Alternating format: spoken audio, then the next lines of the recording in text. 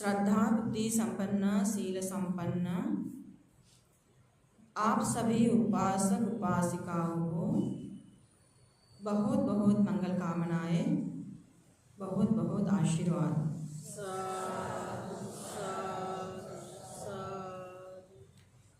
आज हम देखेंगे जो दुख आर्य सत्य का जो 5वां अंग है, अप्येहि संपयोगो दुःखो प्येहि विपयोगो दुःखो। अर्थात भगवान कहते हैं अप्रिय का संपर्क होना और प्रिय का वियोग होना ये भी दुखदायी ही है। अप्रिय का संपर्क होना ये दुखदायी है, ये तो हम सब मान लेते, स्वीकार कर लेते बहुत जल्दी। लेकिन कभी कभी ऐसा सवाल उत्पन्न होता है कि प्रिय कैसे दुखदायी हो सकते हैं, क्योंकि वो तो अपने होते हैं। ऐसा लगता है ना कभी कभी। यहाँ केवल पदार्थ की, वस्तु की, चीजों की ही बात भगवान नहीं कर रहे हैं, यहाँ भगवान व्यक्ति की भी बात कर रहे हैं। किसी चीज को पसंद ना आए, किसी पदार्थ हमें अच्छे ना लगे तो झटक से हम एक बार बहुत दूर कर देते, नहीं खाते पीते। लेकिन उसी की जगह अगर कोई व्यक्ति हो जो आपको बिल्कुल ही पसंद नहीं है और मान लो कि उसी व्यक्ति के साथ आपको अपना पूरा जीवन बिताना है, तो क्या हुआ है, पसंद नहीं है लेकिन फिर भी उन्हीं के साथ जीवन भर रहना ही है, छोड़ नहीं सकते। तो ये सुख है, सुख का अनुभव होता है उस समय आपको, बिल्कुल सुख का नहीं, लेकिन एडजस्ट करना पड़ता है। मन में खुशी नहीं है, लेकिन समाज की प्रतिष्ठा की ओर से माता पिता आदि सब चीज़ों को, बाल बच्चों को आदि सबका ख्याल रखकर उन्हीं व्यक्ति के साथ कभी कभी आपको एडजस्ट करना पड़ता है जिनको आप मन से पसंद नहीं करते, तो भी उन्हीं के साथ जीवन भर रहना ही पड़ता है। और वो एक दिन की भी बात नहीं है, 8 दिन की भी बात नहीं है, आखिरी सांस तक उन्हीं के साथ आपको अगर रहना है तो कितनी बड़ी समस्या है, वो कितनी बड़ी मानसिक पीड़ा है, ये मुझे कहने की आपको कोई भी आवश्यकता नहीं है, ये आप भली भांति समझ जाते हैं। इसे समझने के लिए मैं एक उदाहरण आपको दूंगी। ये जो उदाहरण है कोई ऐतिहासिक नहीं है, ना मैंने कोई सुना नहीं है, ये मेरा अनुभव का उदाहरण है। जिस समय में 2005 की घटना है, जहाँ जिस समय में मैं श्रीलंका में थी, मेडिटेशन सेंटर में, भिक्खुनीज प्रेसिडेंस सेंटर में, हमारे सेंटर का एक जो उस समय जैसा एक नियम रहा, जीवन की सत्यता, जीवन की अनित्यता सीखने के लिए जो हमारे आध्यात्मिक गुरु थे कि जो हमें भावना ध्यान आदि में जो हमें कर्मस्थान आदि देकर सिखाते थे, तो बहुत ही प्रैक्टिकली स्वरूप से हमें साधना आदि, कर्मस्थान आदि, ध्यान वगैरह आदि सिखाते थे। तो हमारे सेंटर के जो 3 दिन थे सप्ताह में से, वो 3 दिन हम तीन जगह हम जाते थे विजिट करने के लिए। जैसे कि एक दिन रखा था हम सबके लिए विजिट करने के लिए वृद्धाश्रम, एक दिन रखा था हॉस्पिटल, और एक दिन रखा था जिसे हम जेल कहते हैं। जेल पता है आपको, हॉस्पिटल भी आपको पता है, और वृद्धाश्रम भी आपको पता ही है। ये 3 दिन हमें सप्ताह में से ऐसे रहता था कि उन्हीं लोगों में हॉस्पिटल में जाकर, वृद्धाश्रम में जाकर, जेल में जाकर उन लोगों को देशना करना पड़ता था। अब आपके मन में सवाल उत्पन्न हो सकता है, ठीक है, जेल में कैदियों को देशना करे तो क्या करें?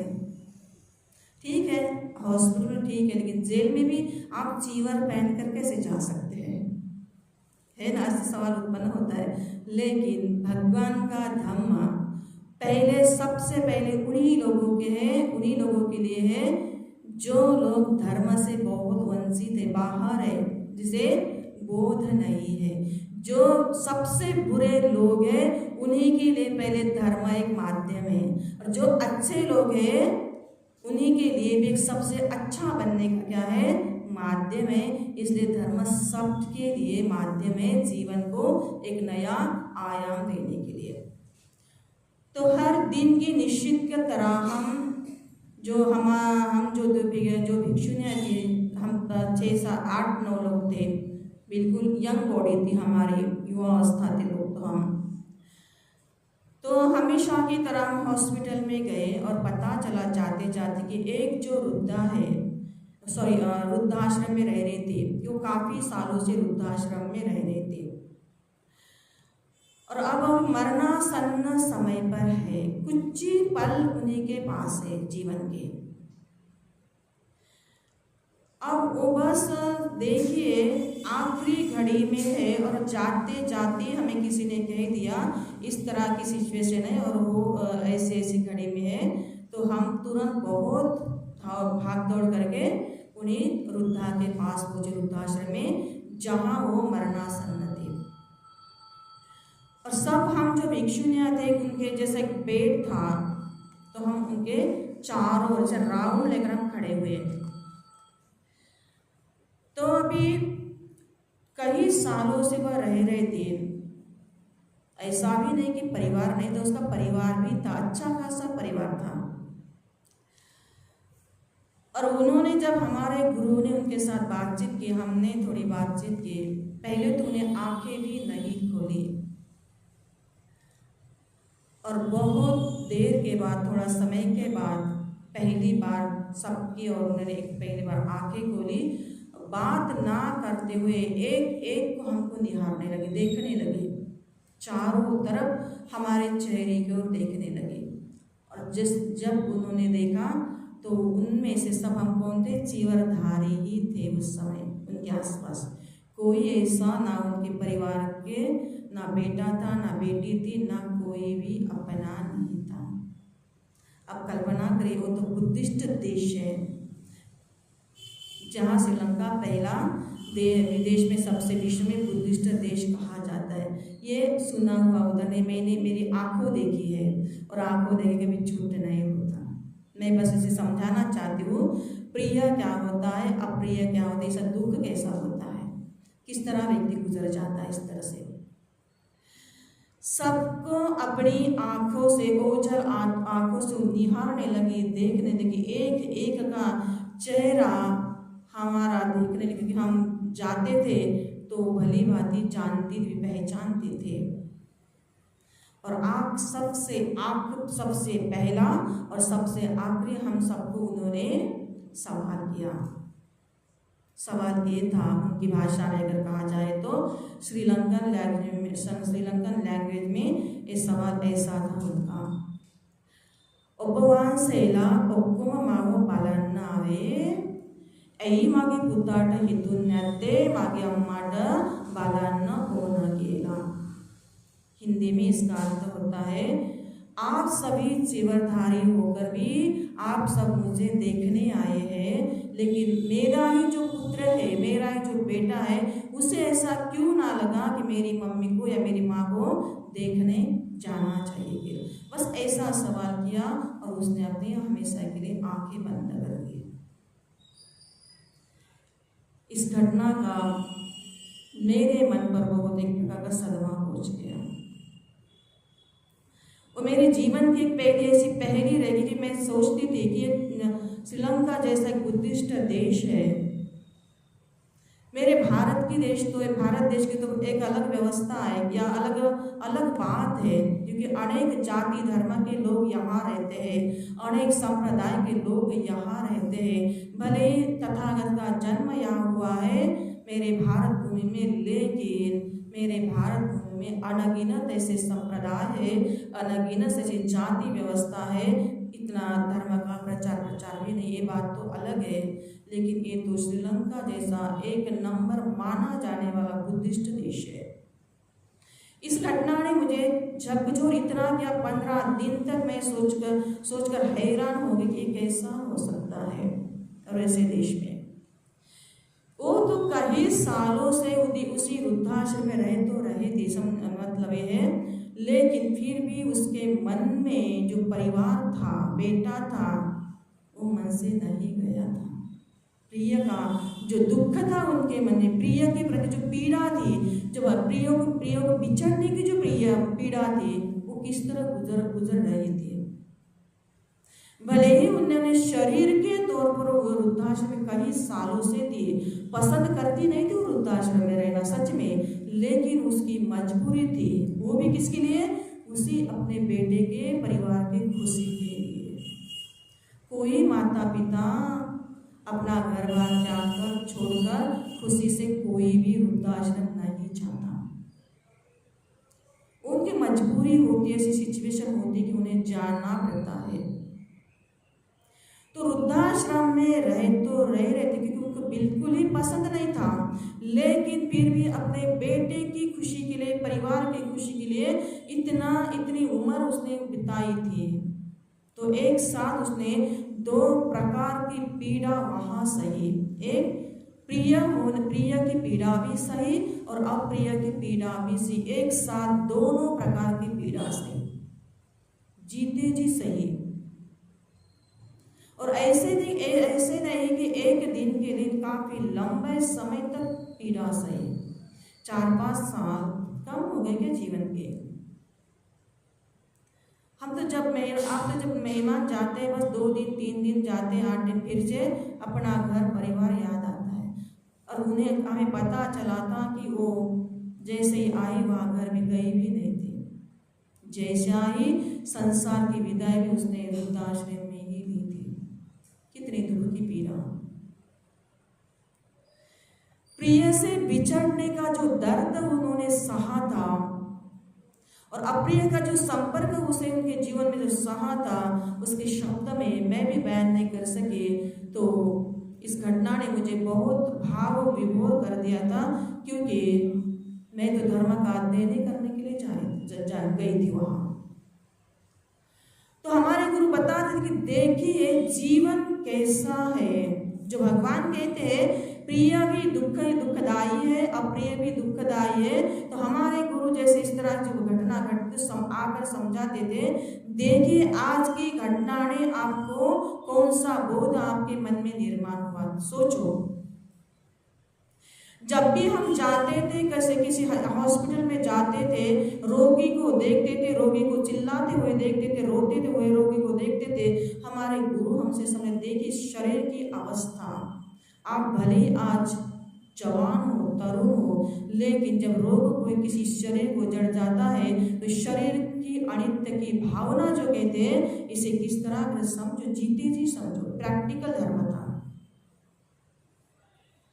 जब भी हम जेल में जाते थे उन कैदियों को देशना देने के लिए, तो सबसे पहले तो उन्हें पसंद नहीं आता, लेकिन जब हम कर्म के बारे में जब देशना सुनाते थे उनको, तो हमने देखा है कई ऐसे कैदी थे जो अपने कर्मों के पर पछतावे रोने भी लगते थे।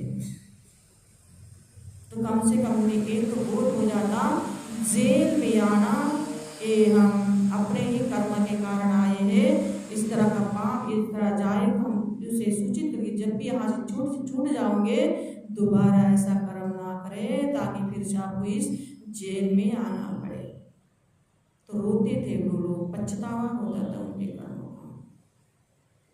तो एक प्रैक्टिकल, एक हमारी साधना के तौर पर, ध्यान के तौर पर एक हमारा अध्ययन था।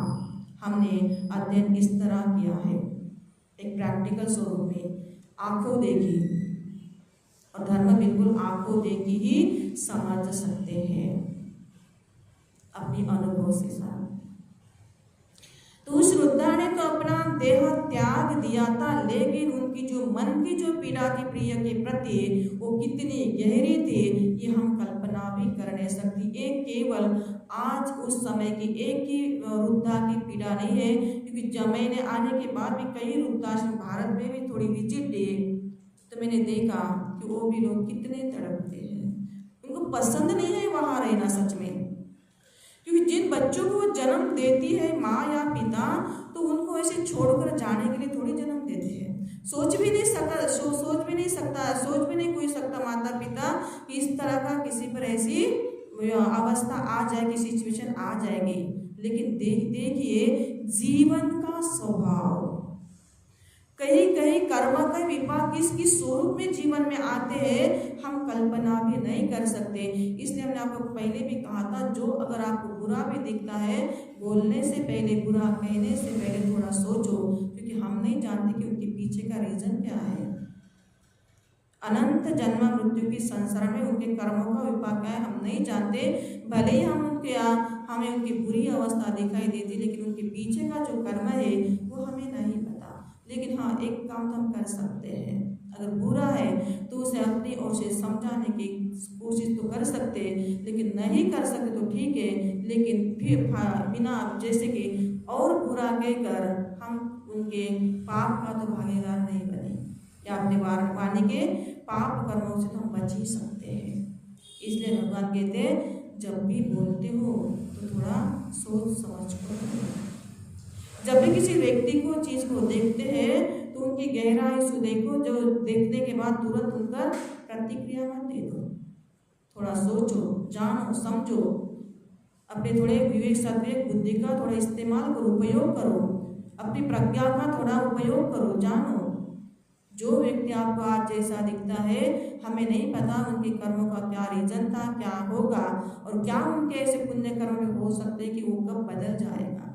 जब बदलेगा तो हम हमारी जगह गलत ही साबित हो भी सकते हैं। इसलिए भगवान इस दुख आर्य सत्य में जो कह रहे हैं, जैसे भगवान ने कहा कि जाति भी दुख, जरा भी दुख, व्याधि भी दुख, मरणम भी दुख, अप्रिय ही संपयोग दुख, प्रिय ही विपयोग। तो पांचवा जो अंग है, प्रिय और अप्रिय का, प्रिय से बिछड़ना और अप्रिय का जीवन में संयोग आना, तो ये सब इस व्यवस्था से या इस अनुभव से गुजर ही जाते हैं। जो प्रिय से बिखर जाते हैं, तो कहीं ना कहीं प्रिय व्यक्ति जब बिछड़ जाता है तो वो भी कभी ना कभी संसार से विदा हो जाता है, और जो हम हैं हम भी विदा ही होने वाले हैं। अप्रिय लोग जो आज आपके संपर्क में, वो भी कभी ना कभी संसार से विदा लेने वाले हैं, और हम भी सब विदा लेने वाले ही हैं। इसलिए भगवान कहते कि इस प्रिय का बिछड़ना किस तरह दुखदाई है, वो बोलने से पहले पीड़ा सहते समय एक यथातथ्य जीवन का बोध करके उनके साथ थोड़ा व्यवहार करने की, अच्छे से अच्छा व्यवहार करने की कोशिश करिए। जो आपको भले ही आज प्रिय नहीं लग रहा है, संपर्क में आया है, तो कर्मों को थोड़ा याद करके, कर्मों को जानकर एक मनुष्य होने के नाते जीते जी, नहीं उन्हें पूरी तरह आप बदल पाए तो ठीक है। भले ही आपने बहुत कोशिश की, उस व्यक्ति को आप बदलने में नाकामयाब भी रह चुके होंगे तो भी ठीक है, लेकिन अपने ओर से जो आपने प्रयास अपने जीवन में किया है उसे बदलने का, समझाने का, तो आपको एक तो बात निश्चित स्वरूप से आप समझ सकेंगे कि उसके प्रति आपको कभी भी पछतावा नहीं होगा। जब भी उसकी कोई मृत्यु आदि या कुछ हो सकता है, हो जाएगी, तो जीवन में पछतावे के लिए कोई भी जगह नहीं बचेगी, अगर आप इस तरह को प्रिय और अप्रिय को अनुभव के साथ समझ जाते हो। और जीवन में पछतावे की जगह नहीं बचना, ही हमारे जीवन की सबसे बड़ी एक प्रकार सही मायने में जीत भी समझो। जैसे कि हम कहते हैं ना, उनको मुझे जीतना है, भगवान कहते हैं ना, क्रोधी व्यक्ति तो उसे कैसे जीता जाए, प्रेम से ही जीता जाता है, मैत्री से ही जीता जाता है। अगर कंजूस व्यक्ति है तो उसे कहा जाए कैसे जीता जाए, दान देकर मदद करके जिया जाता है। अगर कोई व्यक्ति हमारे साथ इस तरह का विपरीत व्यवहार कर रहा है, गलत या सही, तो हमें भगवान कहते हैं, भगवान तो एक जगह कहते हैं क्षमाशील होना बहुत आवश्यक होता है मनुष्य को। भले ही वो आपको अच्छा नहीं कहता, आपको बुरा ही कहता है, हमेशा आपकी बुराई करते हैं, तो वो फिर भी भगवान कहते हैं फिर भी मन में उनके प्रति द्वेष की भावना मत रखो, उनके प्रति भी क्षमाशीलता की ही भावना रखो। खंति परमं तपोदिति खाओ, क्षमाशीलता रखना, क्षमा करना एक प्रकार का बहुत परम तप कहा है भगवान ने। किसी को क्षमा करना माने कि एक हमारी हार नहीं होती, अपितु ये हमारे मन का इतना अच्छा स्वभाव बन जाता है, हम समझ जाते हैं कि भले कोई कैसा भी बर्ताव करे लेकिन मैं किसी के साथ बुरा तो नहीं कर रही हूँ। अपने आप के मन को बहुत सुकून मिलता है जब आप किसी को क्षमा कर देते, भले किसी को अच्छा लगे या ना बुरा लगे, सामने वाले को भला लगे ना बुरा लगे, लेकिन एक बात तो तय होती है, जब भी आप किसी को क्षमा कर देते हो तो अपने आप के मन को बहुत सुकून पाते हो। और कितनी बड़ी जीवन की बात है, जो पैसे से धन से कमाई जाती है क्या नहीं, सुकून पैसे से मिलता है क्या धन से मिलता, वो तो हमारे जीने के साधन है, हमें पोषित करने के साधन है। लेकिन इस तरह के सद्गुणों को हम अपने मन में जब भी उत्पन्न करते हैं, सद्गुणों के साथ जब भी जीते हैं, तो इसमें सबसे पहला लाभ हमारा ही होता है। क्यों होता है? क्योंकि हमारा जो चित्त है वो दूषित नहीं होता, और जब चित्त ही हमारा दूषित नहीं होता तो हमारे कर्म भी कभी दूषित नहीं होते।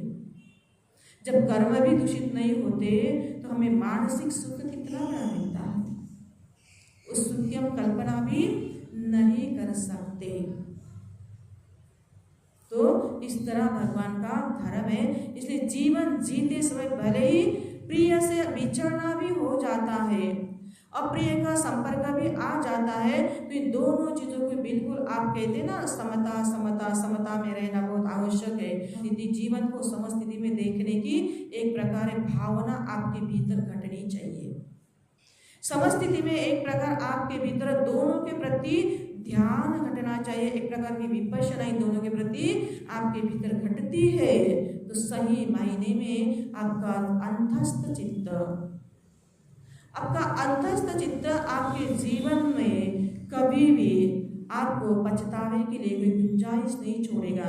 जहाँ भी जाओगे, जिन लोगों के साथ में रहोगे, और या किसी भी परिसर में जाओगे, किन्हीं भी समूह में जाओगे, तो आपको शर्मिंदा होने की कहीं भी आवश्यकता नहीं होगी। लाच झुकने की भगवान कहते हैं, एक तरफ भगवान कहते हैं कि झुको मत, लेकिन भगवान कहते हैं कि झुकना छोड़ो भी मत। ये दो प्रकार की बातें को समझो। भगवान एक तरफ क्या कहते हैं, झुको मत, लेकिन जहां झुकना है वहां झुकना छोड़ो भी मत। जहां एक लाचारी का जीवन हो, भगवान कहते हैं लाचारी के सामने मत झुको, वहां झुकने की आपको कोई आवश्यकता नहीं है। लेकिन जहां कोई लाचारी नहीं है, जहां झुकने से हमारे मन को, हमारे जीवन को एक नई अच्छी दिशा मिल रही है, या अच्छा हमारे मन को अच्छा सुकून मिल रहा है, जब हम लाचारी से नहीं झुकते हैं, श्रद्धा के साथ स्वाभिमान पूर्वक अगर हम झुकते हैं, तो ये हमारी कोई हार नहीं होती। तो ये झुकना हमारे लिए बहुत महत्वपूर्ण होता है, क्योंकि लाचारी से झुकने वाला व्यक्ति एक प्रकार उनमें से बहुत एक प्रकार का स्वार्थ भी रहता है, मकसद होता है, अगर मैं इसके पैर पड़ जाऊं तो मुझे मान सम्मान देगा, मुझे पूछेगा, तो इस तरह की एक प्रकार की स्वार्थ भावना होती है लाचारी के सामने झुकने के लिए। लेकिन जो व्यक्ति कहते हैं कि झुकना चाहिए, जो व्यक्ति अगर आपको एक जीवन को अच्छी दिशा देने वाले, जैसे हम भगवान के सामने झुक जाते हैं, बड़े विनम्रता से झुक जाते हैं, माता पिता के चरणों में झुक जाते हैं, तो वहाँ हमारा कोई अपमान नहीं होता, या हमारी कोई वहाँ हार नहीं होती। यहाँ झुकने से हमारा कोई ऐसी चीज खत्म नहीं हो जाती, या हमारा अस्तित्व कोई खत्म नहीं हो जाता।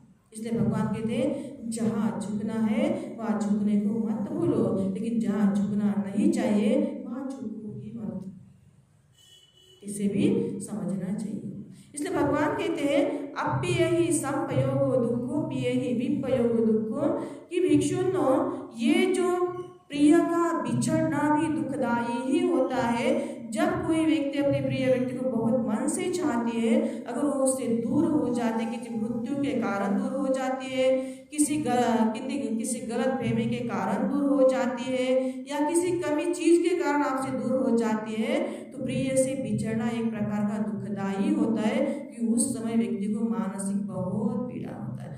हाय रे मेरा बेटा। जब भी कोई ऐसा व्यक्ति आपके जीवन में आता है, जैसे कि समझो आप जैसे हम उपासिकाओं की ओर ज्यादा फोकस करेंगे क्योंकि इनको भी ज्यादा सुधरना है हमको, क्योंकि जो सास बहू के रिश्ते होते हैं, सास बहू के जो रिश्ते होते हैं वो अपनी माँ के प्रति बड़ी गहराई से सोचती है।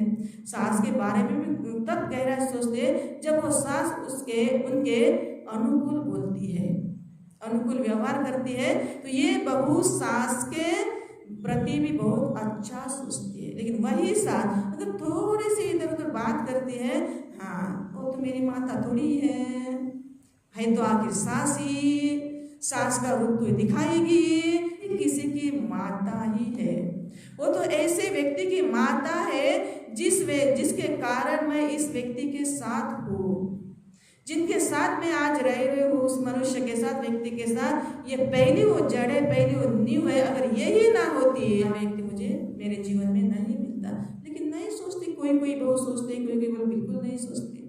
आपकी अपनी परीक्षा तब होती है जब सही मायने में रिश्ते की डोर कोड जब टूटती है, टूटते समय अगर आप उसे बचाते हो, तब आपका जो पत्नी धर्म होता है, बहू धर्म होता है, वो सबके सामने प्रकट हो जाता है। तब तक नहीं, भले ही आप किसी को अच्छा हो, बुरा हो, किसी को कुछ भी कहो, लेकिन जब ऐसी अवस्था आ जाती है आपके जीवन में एक परिवार बिखरने की, अगर उस परिवार को बचा के रखने के लिए आप योगदान देते हो, तब आपका सारा का सारा अस्तित्व बाहर आ जाता है कि आपका अस्तित्व, आपका गुणधर्म, आपका स्वभाव, आपका चरित्र कैसा है, ये किसी को भी बताने की, पूछने की आवश्यकता नहीं होती। ऐसा भी मत सोचना कि हम आपके ऊपर कोई टीका टिप्पणी करें, नहीं, हम आपको समझा रहे हैं। हमारा कर्तव्य बनता है ताकि आपके रिश्ते जीते जी ना टूटे, क्योंकि मृत्यु के बाद तो सबके रिश्ते टूट ही जाते हैं। तो भगवान कहते हैं, इसीलिए कहते हैं ना बड़ों का सम्मान करना। भगवान के जिस तरह आप अपनी माता के बारे में सोचते हो, अपनी सास के बारे में उतना ही सोचना चाहिए। और सास भी बड़ी ये भी मत सोचो आप सास वाले लोग कि आपको भी बड़ा, आपको तो बहुत खुशी होगी, हाँ बहू को अच्छा नहीं कह रही हो ये जी, हम आपको भी नहीं छोड़ने वाले। कोई सास ऐसी होती है, जब बेटी घर में आती है तो कहाँ से कहाँ तक बिठाती है, और जब बहू होती है रात दिन काम ही करती है, सुकून से बैठने भी नहीं देती, और सुकून से खाने भी नहीं देती उनको। तो ये भी गलत ही बात है, ये भी गलत ही बात है।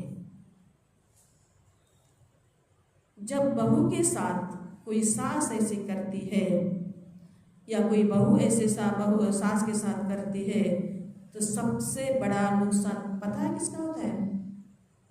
उस व्यक्ति का जो एक का पति होता है, जो एक का बेटा होता है। उसकी अवस्था ऐसी हो जाती है कि बस इधर के ना उधर का बीच में ही लटक गया, कहीं भी नहीं जा सकता वो बेचारा। इतना फंस जाता है। अगर माँ से कुछ कहो तो माँ को बुरा लगता है, और पत्नी से कुछ कहो तो पत्नी को बुरा लगता है। और वो तो ऐसी दोनों जड़ है, एक ने जन्म दिया होता है और एक के साथ जीवन भर रहता है। तो सबसे बड़ा नुकसान किसका होता है? व्यक्ति का ही होता है। ऐसी अवस्था, ऐसी सिचुएशन आप लोग घर में कभी उत्पन्न ही नहीं करना चाहिए, क्योंकि व्यक्ति जो है आपका, जो एक पत्नी होने के, एक पति होने के नाते, बेटा होने के नाते, ये जो व्यक्ति है मनुष्य बिल्कुल बट जाता है। उसका प्रेम भी बढ़ जाता है, उसका अस्तित्व भी बढ़ जाता है, हर जगह वो बट जाता है। तो ऐसा नहीं होना चाहिए। एक ने जन्म दिया तो अनंत उपकार किए हैं, और दूसरी एक में साथ जीवन भर साथ है तो उन्होंने भी अनंत उपकार किए हैं। और दूसरी बात, उस व्यक्ति के आप दोनों पर इतने उपकार है कि वो आपको दोनों को जोड़कर रखता है, दोनों को जोड़कर रखता है, दोनों की देखभाल करता है। तो सबसे ज्यादा उपकार किसके हो गए? आप सास बहू के हो गए, या उस बेटे के या पति के हो गए? जिसके साथ आपको रहना है, तो समझना चाहिए, क्योंकि वो अपने ही लोग हैं, वो आपके अपने हैं, आपके दुश्मन, कोई किसी का दुश्मन नहीं है। सास भी है वो अपने पति की माँ ही है। जिस तरह हम अपनी माँ को बहुत प्रेम करते हैं, उसी तरह आपके सास के भीतर एक माँ को आपको देखना आ जाता है, तो सास बहू का वह रिश्ता खत्म हो जाता है, एक माँ बेटी का रिश्ता उत्पन्न हो जाता है, जहाँ जीवन भर चलता है। अगर उस सास को भी अपने बहू के भीतर एक बेटी को देखना आ जाता है, तो उसका भी वहाँ सास बहू का रिश्ता खत्म हो जाता है, वहाँ बेटी और बहू का रिश्ता बन जाता है, तो सभी समस्याओं की जड़ें अपने आप खत्म हो जाती है। तो इसलिए जो भले ही आपके साथ कभी कभी सास के साथ रहना है, तो अप्रिय का संयोग हुआ, नहीं रहना चाहते, लेकिन वो ही उनके साथ आपको रहना ही है, क्योंकि उन्हीं के साथ सबसे पहला आपका रिश्ता बना हुआ है, क्योंकि वो ना होती तो आप इस घर में आती ही नहीं।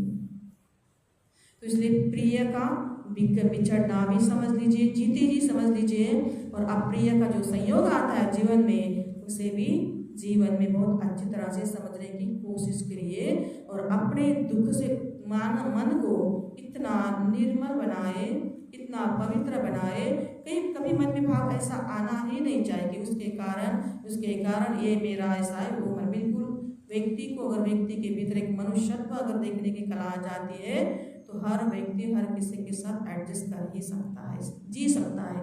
अगर उसके भीतर एडजस्ट करने की, समझदारी की, मनुष्यत्व की भावना नहीं है, तो कोई भी किसी के साथ नहीं जी सकता, ना प्रिय के साथ जी सकता है, ना अप्रिय के साथ जी सकता है। तो इसलिए भगवान कहते हैं, जब भी व्यक्ति को ये दो बातें समझ में नहीं आती, प्रिय का बिछड़ना, इसका अगर उसे बोध नहीं हो जाता तो भी उसके लिए दुखदायी है, और अप्रिय का संयोग आता है, अगर उसे भी नहीं समझ तो भी एक दुखदायी ही होता है। ये दुःखार्य सत्य का 5वां अंग है, यही से खत्म हो जाता है। तो इसी शुभाशीष के साथ आज की देशना को विराम देते हैं।